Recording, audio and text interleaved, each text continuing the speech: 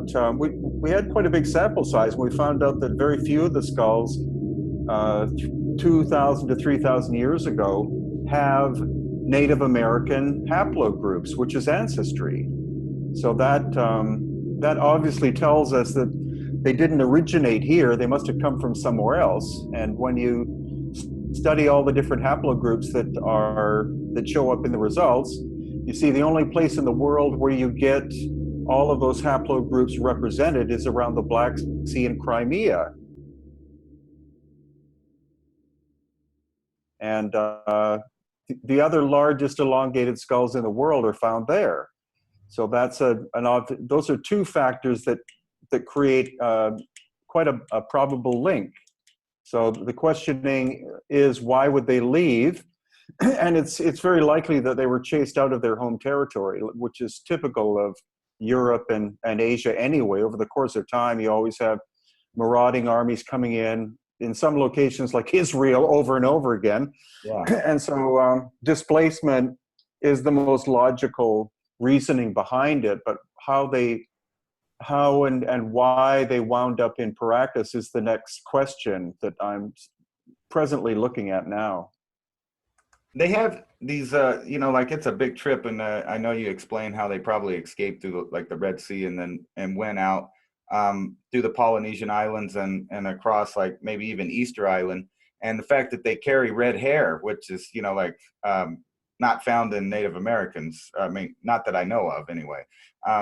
And I noticed that on some of those skulls in Paracas, and even some of I guess that's the Wari culture, a little bit more south of Paracas, that they have a lot of them have these giant jaws, or not giant, but larger than Native American jaws. And I noticed that in Polynesia, a lot of the peoples have large jaws as well. There's one trait there, and I know you've mentioned this before. Some of them actually carry red hair out in the middle of nowhere, where you wouldn't think that gene would have carried over there, but there it is. Yeah, well, the origin of red hair is actually in the area of Afghanistan and Iraq. Most people think of Ireland, but we're looking much farther back in time. So that's where genetically red-haired people came from. And it's true in all of the Polynesian cultures, whether it's the Maori in New Zealand or in Tahiti or in Hawaii, there are still people alive to this day who have genetically red hair. And that hair, those genetics predate any contact with Europeans. So that's another possible link as well. There used to be elongated headed people who lived in Easter Island and Tahiti and Hawaii. So again, it's an old bloodline that when the Tahitians arrived in Hawaii, for example, about 1400 AD, then anyone living there at that time would have, over the course of time, been absorbed into the new dominant culture. But I know people who live in Hawaii to this day who have genetically red hair. They call it ahu, which means red, and it's a genetic characteristic of an ancient people.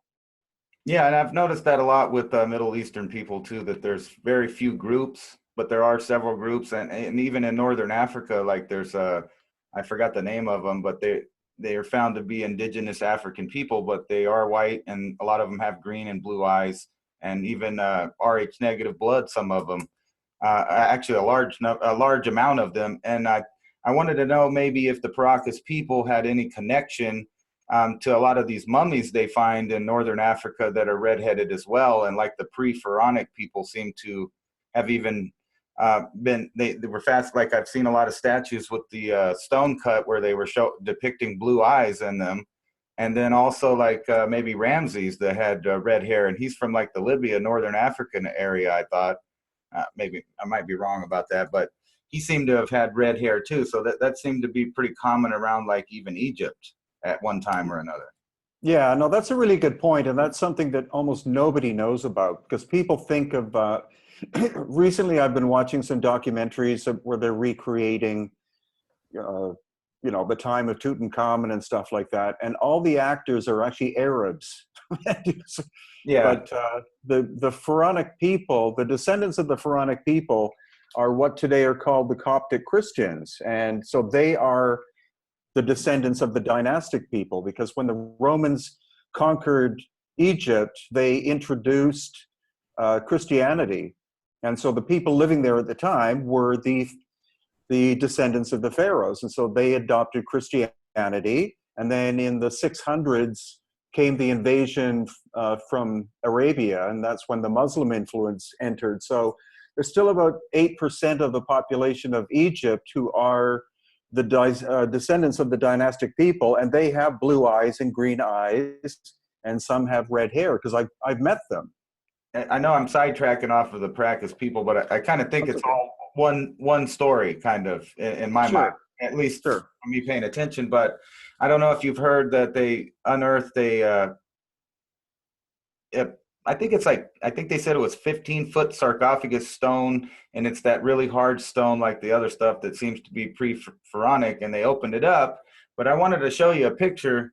Okay, so this is if maybe I can get this bigger, I think. Yeah.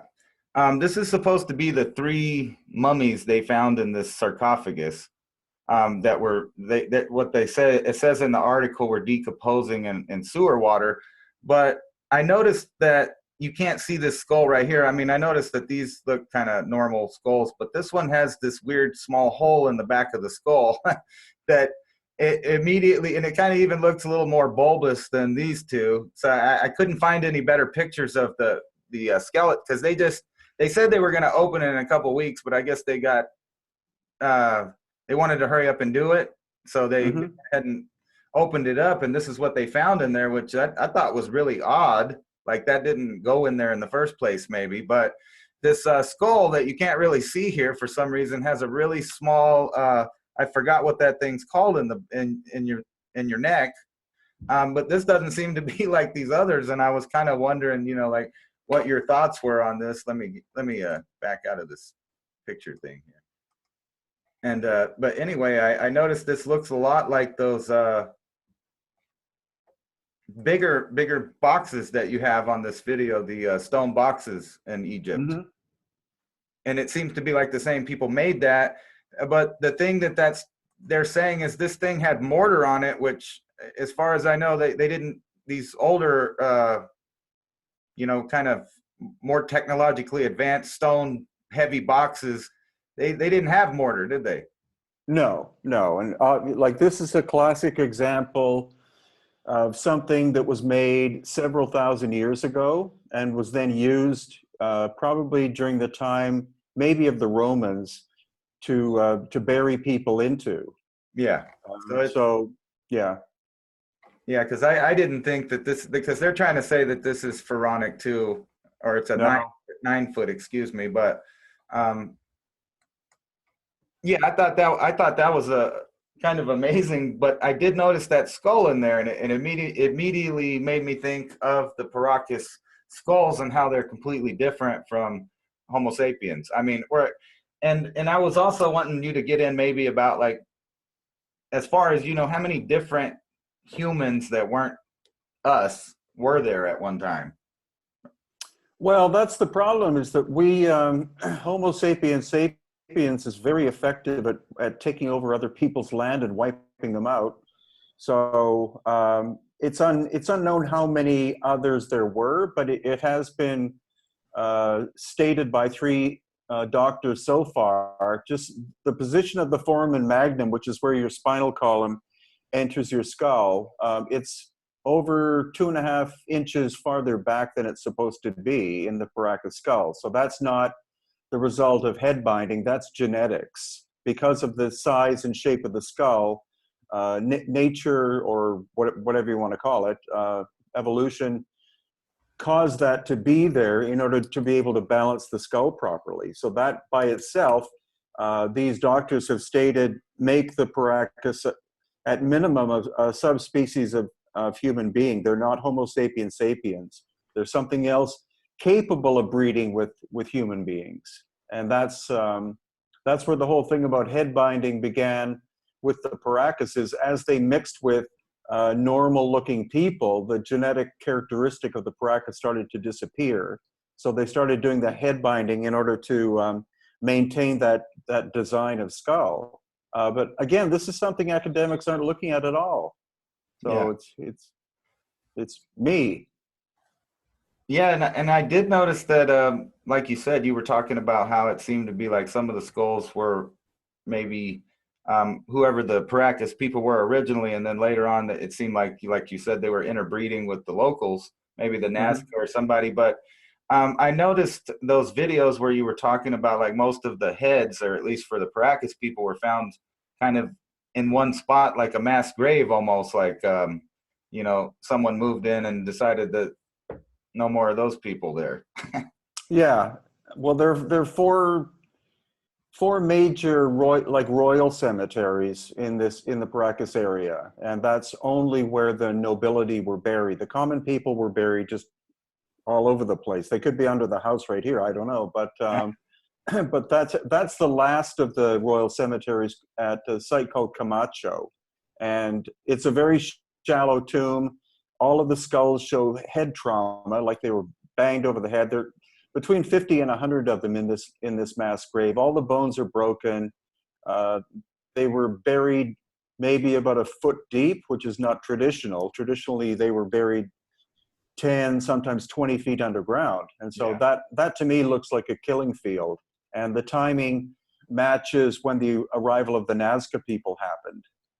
Yeah, so you think that was probably like you were talking about the classic Homo sapiens behavior, that it's done everywhere, where like, as soon as we get into Europe, Neanderthal disappears and maybe Devenison man disappears, and all these people or other humans disappear when we kind of show up there. But it seems like, I think what they say, that at least Asian, Native Americans and Europeans all have about 3 to 5% Neanderthal DNA, so they had to have interbred at least a little bit.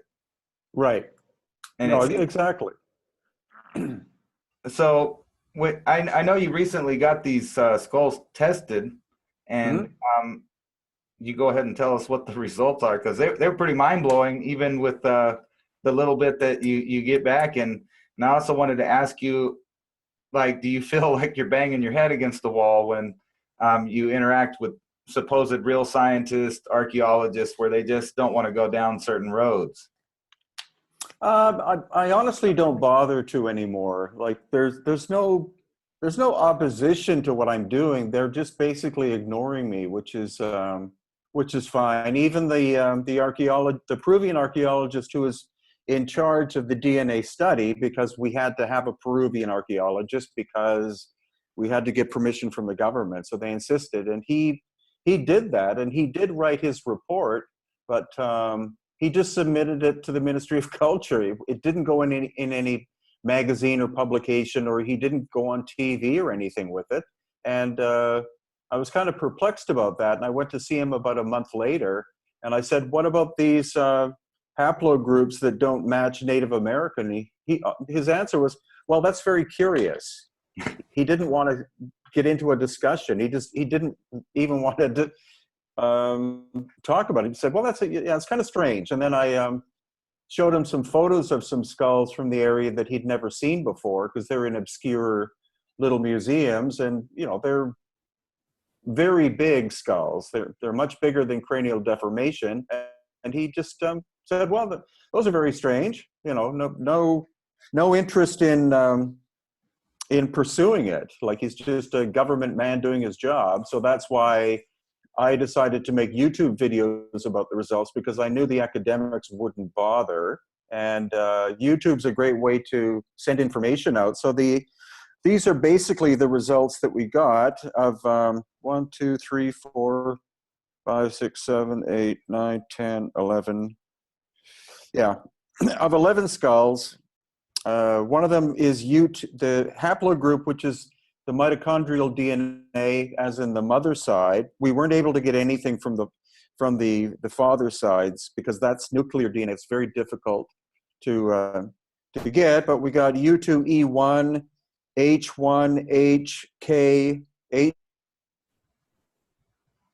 H1B1, and then only 2 of them were B, and so the Native Americans are supposed to be A, B, C, or D. That's it. Like that's it in terms of the haplogroups, and those are the people whose ancestors crossed over the Bering Land Bridge. So we only got 2 results that showed Native American DNA, and then another 5 results came out unknown.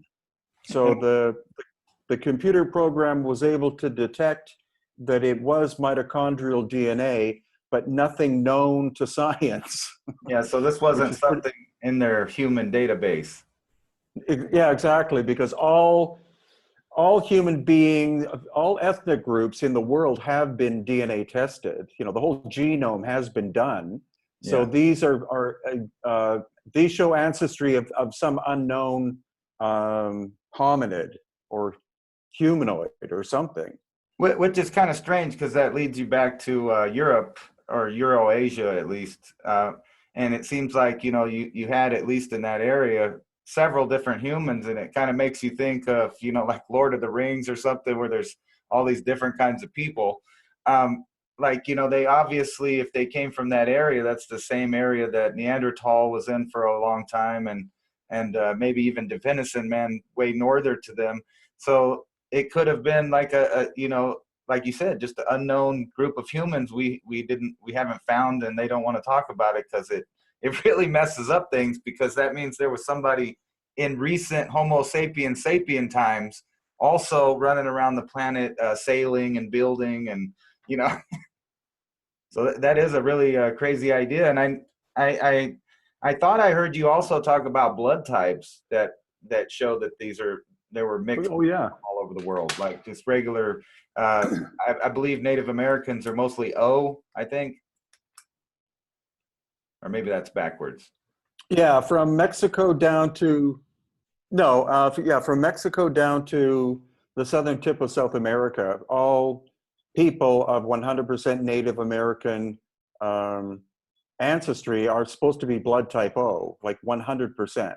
When you get into North America, or you know, farther into North America, going north, then you have little bits of other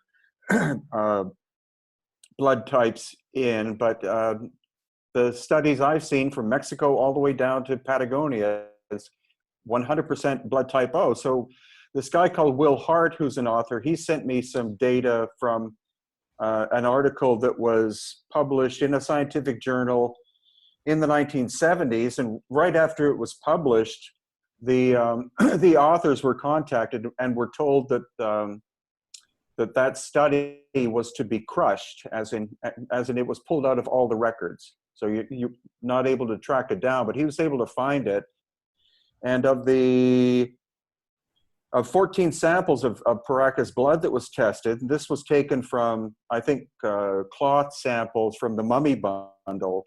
Blood type A shows up 28.5%, blood type B 7.1%, blood type AB, which is the rarest in the world, it's only 3% of the population, 21.4%, and then blood type O is less than half.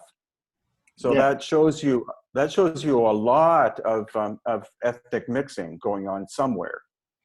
Yeah, that's and the whole thing about that, where they just kind of show up in the area at the happens to be the biggest bay there, and I heard you say, I guess you're also a sailor. You like to sail too, so you kind of understand the whole ideas about the air currents and stuff going north and south down the coast.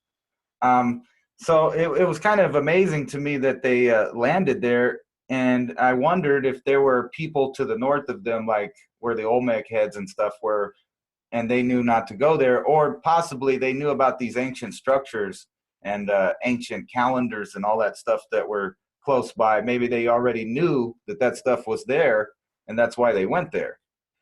Like, you know, Pumapunku and all that stuff. I don't know what the Russian's guy's name was, but once I heard that little story about how he was talking about how, or I guess it's Tiwanaku, not Pumapunku, that was a calendar that matched the time when the Earth's tilt was a little bit different, so it wasn't aligned the same way anymore, or something like that.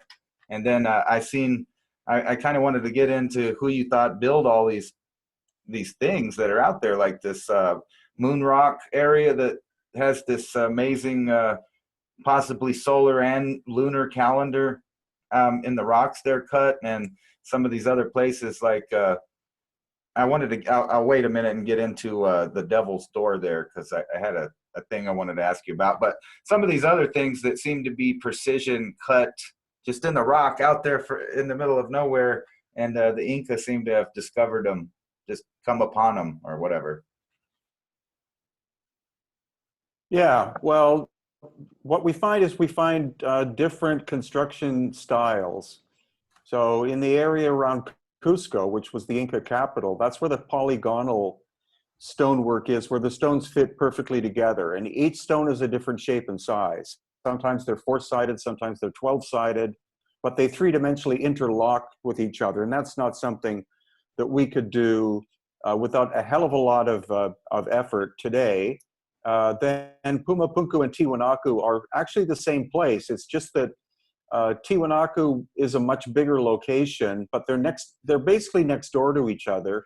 And the Tiwanaku people, 2,000 years ago, discovered the site in ruins, and then they built their ceremonial city there. It looks like Pumapunku was actually buried in mud, because it's just a hill, more or less. It's only been exposed on 3 sides. So I don't think the Tiwanaku people even knew that was there. And so that's where you have perfectly, like, this is not polygonal, this is perfectly straight lines. It's a very different technique. Incredible levels of precision. You can put a 2-foot metal level onto the surface and you can't see light. I mean, this is as flat can be. So that technique is very different. And then in Egypt, you have another completely different technique. Again, it's very linear, like what you find at Pumapunku, but we see lots of tool marks in Egypt. We see power saw marks and drill holes and all sorts of stuff with saws and drills cutting more efficiently than what we can do today. So you're looking at least 3 different construction techniques, and probably 3 different ancient cultures that had levels of high technology. Yeah, I kind of wanted to get into that with the what you were talking about, the 3-dimensional interlocking pieces, and then also these other type buildings. Mm-hmm. It almost seems like they had computer 3D modeling or something, to that effect at the time, so they could run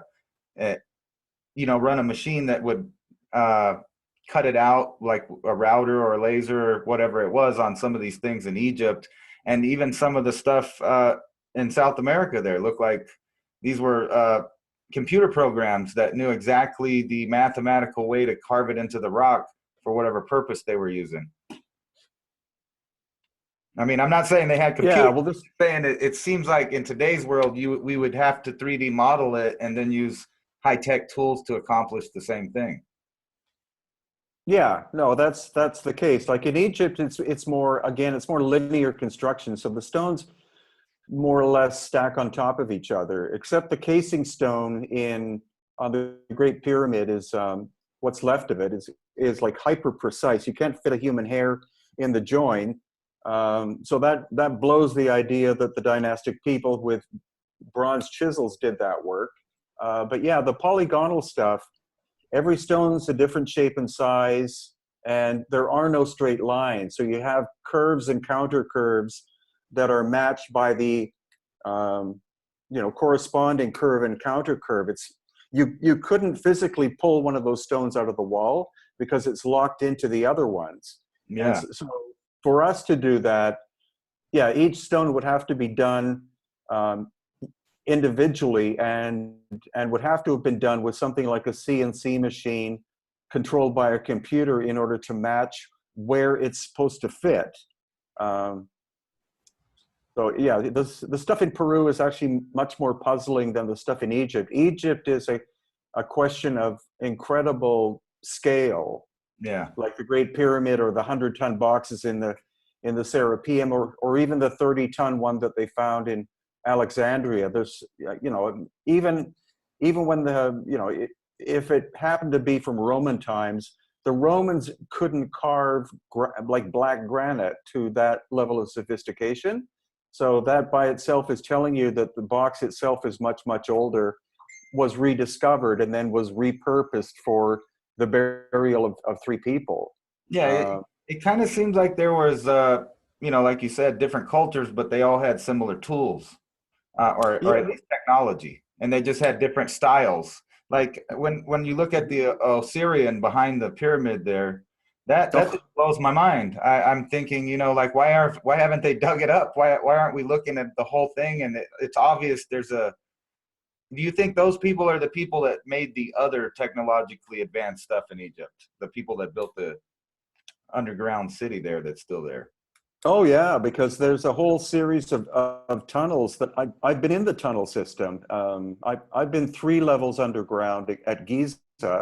Not that I was supposed to, but my friend Yusuf, who lives across the street, he knows all the guards, and so he can take an individual there. You can't go there with a giant group of people. But most of the construction in Egypt is underground, which most people don't know. The pyramids are are on the surface, and they're huge, but there's a whole shaft and tunnel system under Giza, which is part of the ancient engineering that's there, and supposedly under Karnak and other sites as well. The great thing is that they're starting to open this stuff up, because with our group, we were allowed to go in an area off limits on the plateau where technically, tourists are not taken there, but if you get permission, then the guards go with you, and you can go in behind and have a look, because the plateau is huge in scale. Yeah. And so there are shafts there. You can see them still. They're mostly filled with sand, but they're 14 feet by 14 feet in width, and go down presently about maybe 50 feet. But you can tell that over the course of thousands of years, sand has been collecting in them. And those are carved in the bedrock. They're huge. And as well as the Osiris shaft, which was never allowed to be visited by the public. We paid, I think they opened it up in November of, I think 2017, they opened it up to the public, but not the general public. You have to pay for a special license. So we paid something like $2,000 for 2 hours. And our group of 35 people got to go in. And it's a shaft system that goes down 200 feet into the bedrock. There are 3 levels. The second level has 2 boxes similar to the one that was found in Alexandria. And then in the bottom, underwater, there's one that's probably 80 tons. And we were, I was allowed in there to film. I got to film the whole thing. The guards didn't want to come in. They just sat outside and smoked cigarettes and drank tea, which is amazing. Like for Egypt, it was never like that before. It was always, armed guards and no photographs and no this or that. So Egypt has opened up a lot, and that's why it's exciting to go once a year, because we're going in April of next year, and I'm eager to see what's opened up now. All it takes is the right person with the right key to open up the metal door to let you go in and look Yeah. at the stuff that has been prohibited for more than 100 years. Yeah, and it's amazing some of the stuff that you show on your channel that like you would never see that in National Geographics or stuff like that. They just don't go Oh, there. They stick with never. that same thing they've been telling me No. since I was a small child, that they just dragged ropes and built it, and it was the pharaonic people that built everything there. And they don't even want to get into some of the artifacts that they dig up themselves. I noticed that. Yeah. So the reason I was kind of asking if you think maybe there were, like several of these ancient pre-Diluvian civilizations with similar technologies, like all around the world, is because we know that there were contact, like the cocaine and the mummies and different, just little indications that there was a global civilization that interacted with each other, at least, or several of them.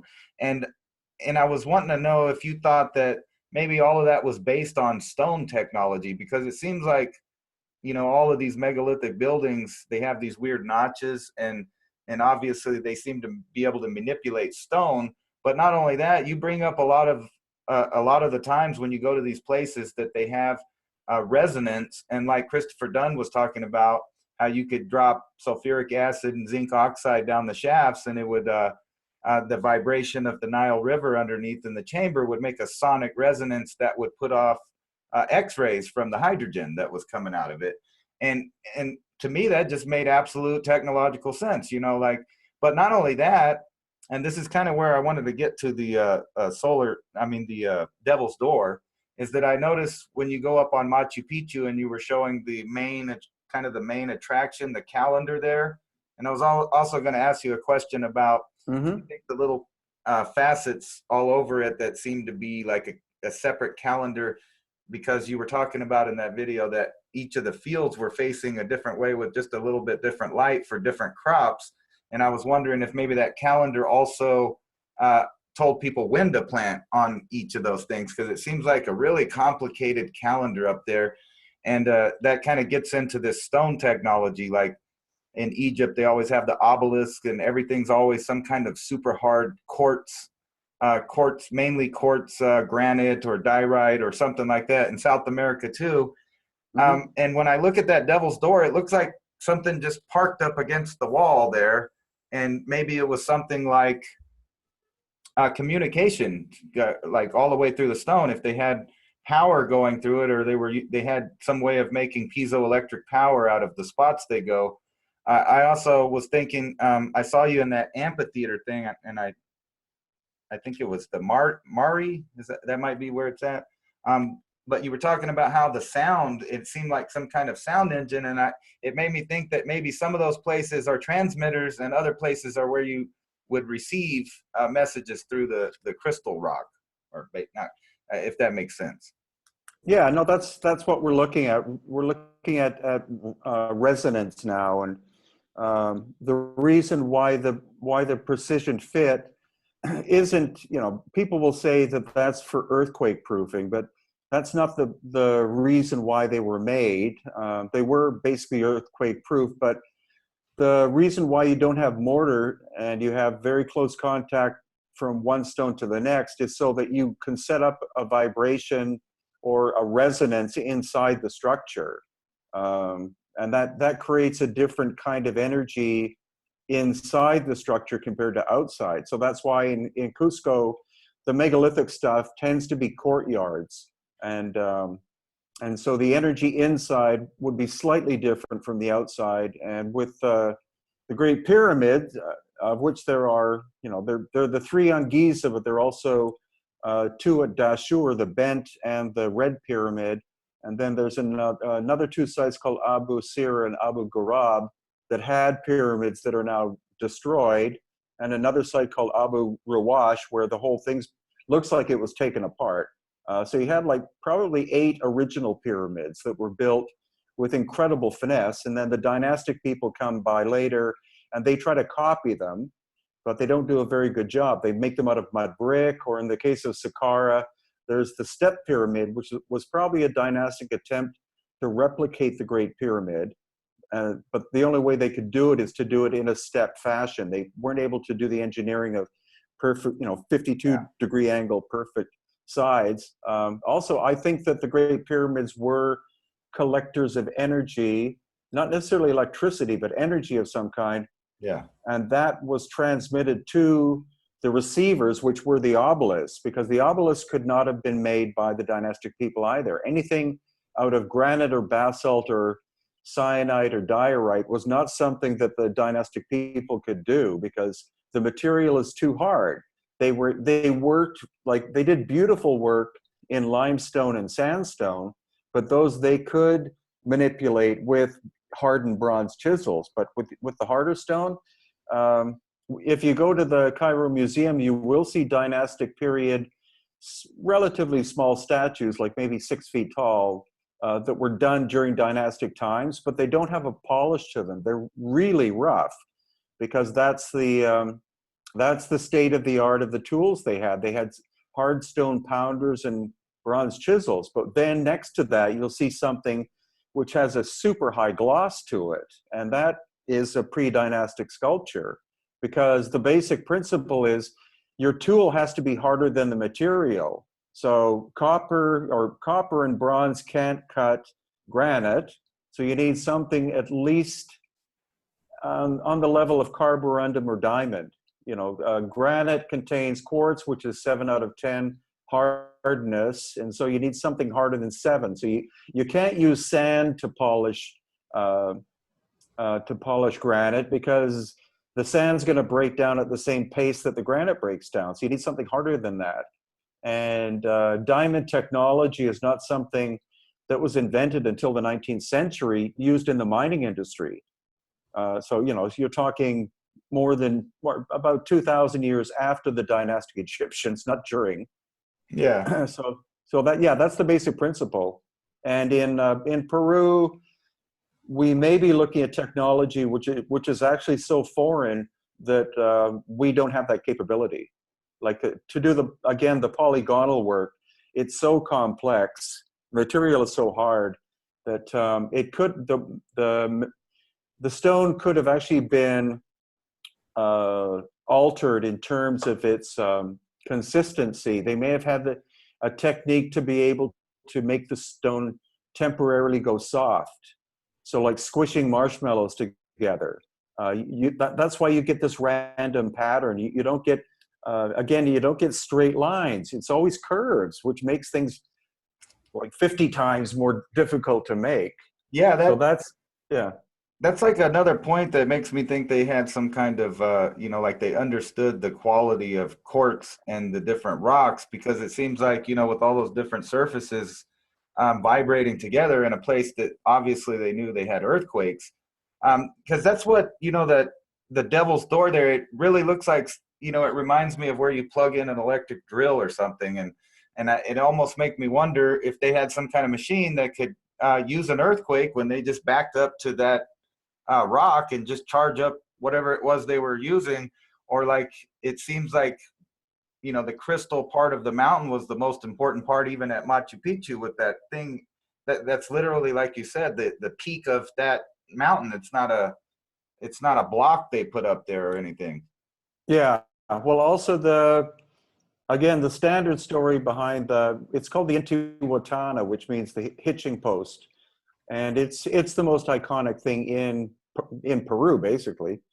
But it has all of these different surfaces, and local experts tell me that it wasn't simply like a calendar that was used during solstice festivals. It was used to monitor the growing of the crops throughout the Inca world, because the Inca were incredible at keeping records of agricultural production. They had a system called quipus, which are knotted cords, which was an accounting system. And so by monitoring like May 14th, 1532 or something, they would have people recording in the production areas of agriculture how high, for example, the corn was on that day. And then that would be recorded, and then that would be compared with the year before, and then 10 years before. So they were looking at patterns and cycles of productivity, and that was the Inca's greatest feat, was agricultural production. They had enough food stored away to supply 15 million people for 4 years. And because they did that, then that meant they could afford to have people with extreme specialties like engineers and priests and soothsayers and all sorts of things. They had abundance of food, so they could afford to have a very sophisticated civilization in terms of pursuit of knowledge. I noticed that the Inca, they built their own stuff there, but there was already the megalithic kind of steps already. So did they just move in and learn the farming technology from somebody else? Or did they already know about because it's amazing, the terraces and oh yeah, the way that you could tell that they had all kinds of stuff going on different levels of that or whatever, maybe even a different plan on each one, or so and then the way that everybody lives in the valley down there even today, it amazes me that they're not using, they didn't try to use that up into modern times for the same reason. I like, how did the technology? Yeah, they're actually starting. Yeah, yeah.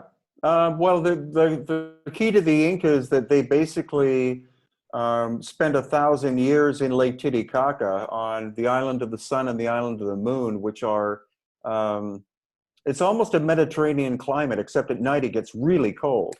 So the island of the sun, they terrace the whole thing, and it's like, I don't know how, it's at least 100 square miles in size. No, is it?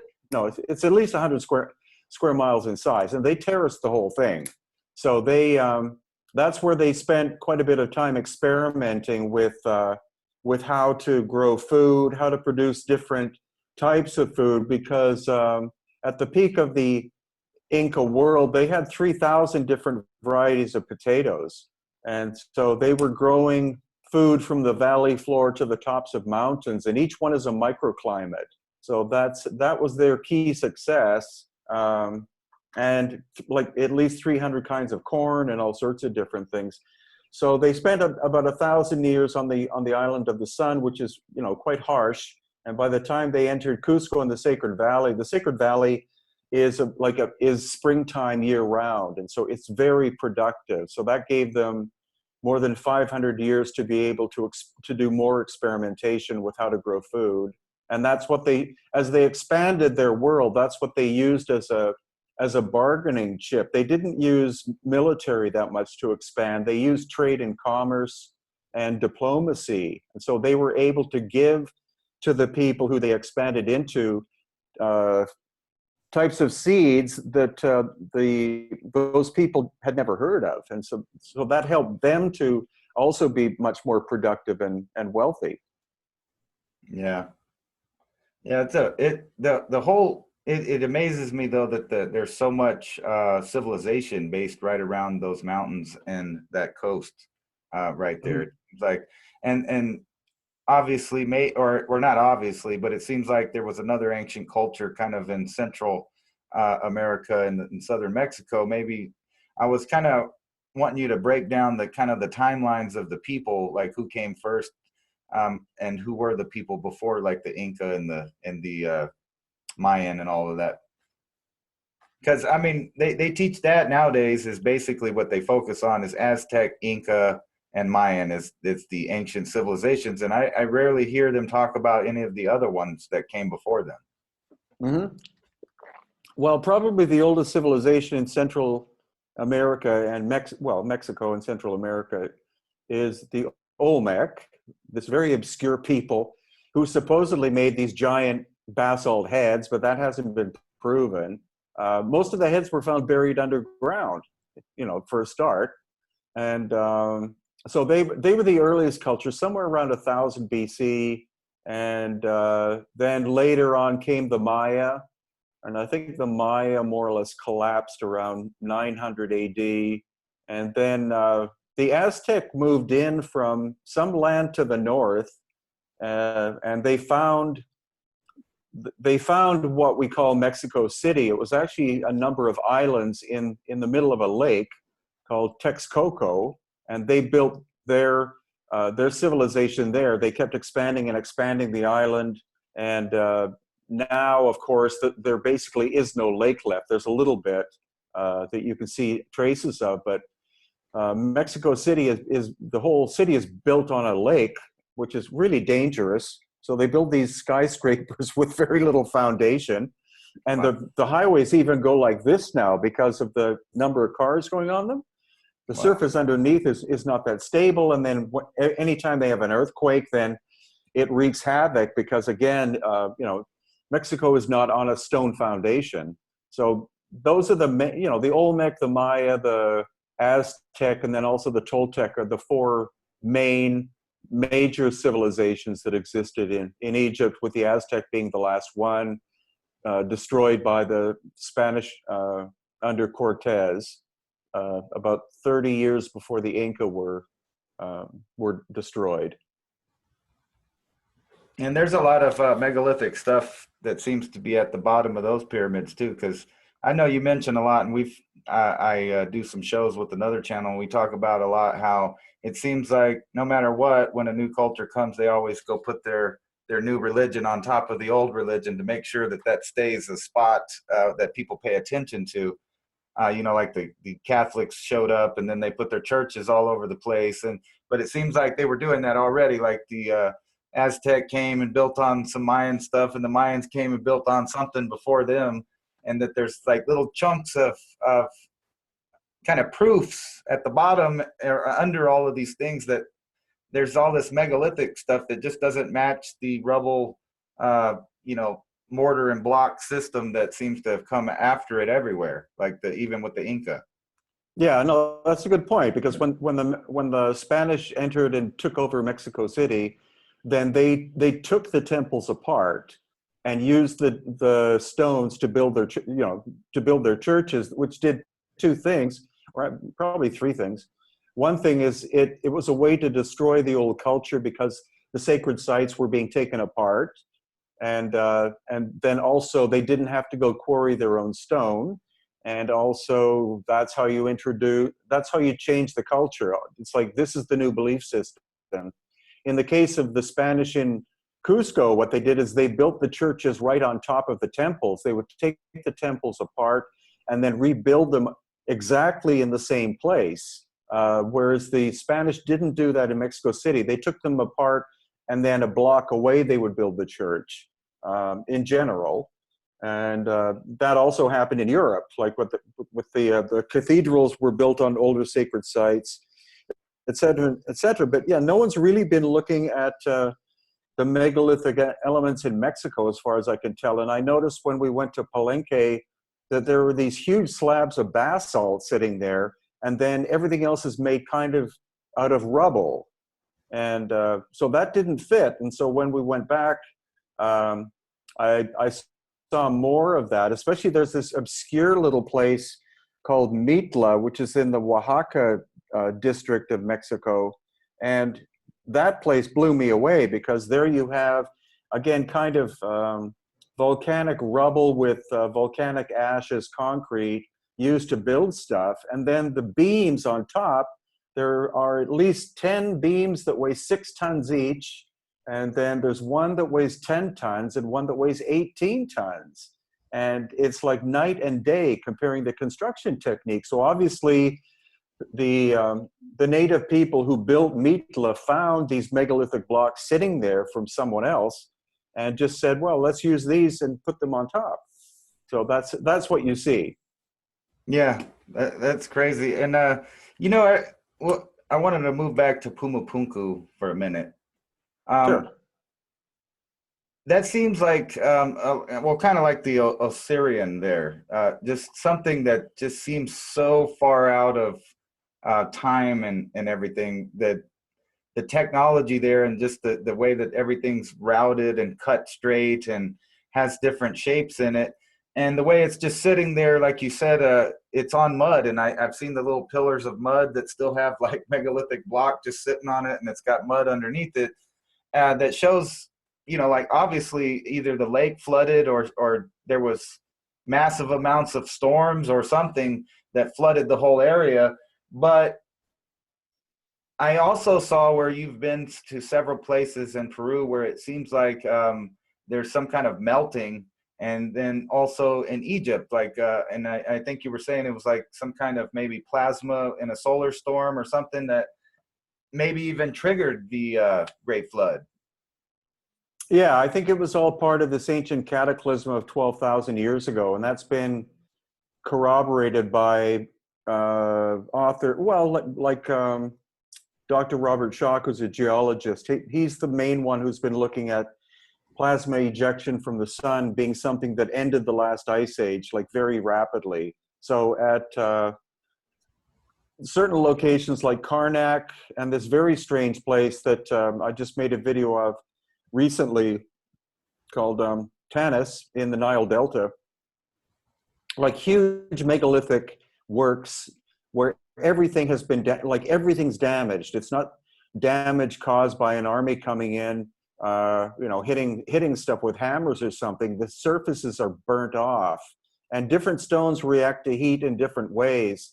Like the alabaster remnants that we find at Karnak, the surface is is literally blown off, because that's what happens to alabaster when you rapidly heat it. With the granite, it's like the surface is peeled off because of the granular nature of granite. And then and also there are examples there where the crystal structure inside is bigger than the outside, so it's been reheated and partially melted. That takes at least 2,000 degrees Celsius to do. So that's not a local fire. That's something that came from somewhere else. And all the damage has come from the east, off by about 23 degrees. So the whole core of Karnak's one of the biggest temples in the world, but the core of it is all hard stone. It's all granite and basalt and stuff like that. And then everything else is sandstone and limestone. So most of it was done by dynastic people, but they built around this pre-dynastic core, where every surface shows damage, especially on the eastern side. The western side, almost nothing. And then the north-south side, some. But it's like a force came and struck from that direction and just, wreaked havoc, snapped some 40-foot obelisks into several pieces, and tore the surface off of other ones. There's one that's still standing, which is amazing because of this force. And it's the lower 60 feet that's damaged. The upper probably 50 plus feet shows no damage at all. So it's something that came in very low to the ground and struck this location. And that kind of heat, if there was anyone living there at the time or plant life, it would have been vaporized, not just burnt, but vaporized, and the soil would have been completely destroyed, would have become devoid of minerals. So if you look at my video about Tanis, you'll see that it's in the middle of a beautiful agricultural fields, but Tanis is this hill, and the soil is the consistency of flour. Like if you walk on it, it's like you're walking on the moon. So something very strange happened there. Well, and that when I heard that, it kind of made me think of like in Zachariah Sitchin's books, where he talks about, they had the pyramid wars and possibly nuclear weapons back then. Because I got kind of excited when I saw your video where you were showing the burn marks in Peru on some of the back or the sidewall or whatever. And I was thinking, that looks like energy weapons. But like you're saying, whatever happened came from pretty much the same direction. So it couldn't have been like different things. Most likely the same event that happened. Because that's pretty amazing. So I didn't want to take up all your time, but I do appreciate you coming on my show. And in closing, was there? I was going to show your website and your YouTube page on here. I'll share the screen with you. But in closing, is there anything you would like to tell the audience? I know you have upcoming events and tours all over the world constantly, which is amazing. And I thank you for sharing it to the world on YouTube, which, like you said, that's a great platform when they don't censor you or turn it off. And I'm glad that nobody's too worried about what you're doing, because you're getting to put out a lot of information before maybe they decide they don't want people to hear it. Well, I think honestly what's happening though is that there's simply, like, there used to be a lot of battling going on. Like Graham Hancock was attacked for more than 10 years for the work he was doing, but the academics don't really do that much anymore. They, I think they're just happy to do what they want to do, which is their own field of expertise. And so with tools such as YouTube, it's a great way to transmit information to the world in general. So gone are the days of bothering to submit information to academics and say, do you want to look at this and maybe publish something? It's better just to go directly to the public. And the reason why we do our tours is in order to learn more. So every time I go to Egypt, I've been 6 times so far. The next time will be April of next year. The cameras are rolling, and we get to pick up more information to share with people. And it gives it gives some insight to people who want to explore places like Egypt. So rather than going there with the idea that everything was made by the dynastic Egyptians, the history is much more fascinating because it goes much farther back in time than what we've learned. And that makes it much more interesting to visit these places, because the history is far more complicated than what we were taught in school. And we're starting to learn a logic as to what was going on. So that's the important thing, is trying to figure out how the stuff was done. It's a gradual process, but it's working. That's awesome. And you have a bunch of books on Amazon. I picked this one kind of because I like the Paracas elongated skull things. It's like one of the really things that boggles my mind on who were these people, and like where'd they come from, why'd they show up there? Because it seems like not a coincidence to me that they would go to that area if they came from Europe. And in closing, on one last question I remembered, or actually two, has there ever been any of the Wari or the Paracas elongated head people that had beards?